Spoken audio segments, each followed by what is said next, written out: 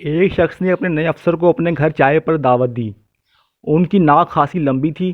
انہوں نے اپنے چھوٹے بچے کو جو بہت شریر تھا تنبیہ کرتے ہوئے کہا، خبردار، تم ان کی ناک دیکھ کر ہنسو گے نہیں اور نہ ہی ان کے سامنے اپنی ناک کھجاؤ گے۔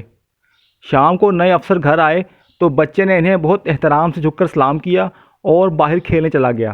اس پر دونوں میاں بیوی حیران ہوئے اور انہوں نے سکھ کا سانس لیا۔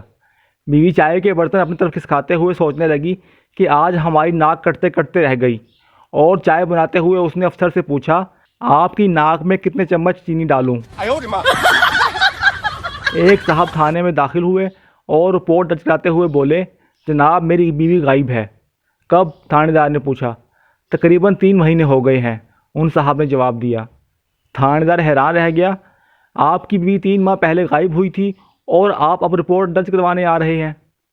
میں اس عرصے میں اپنے آپ کو یقین دلانے کی کوشش کرتا رہا ہوں کہ میری بیوی غائب بھی ہو سکتی ہے، ان صاحب نے جواب دیا۔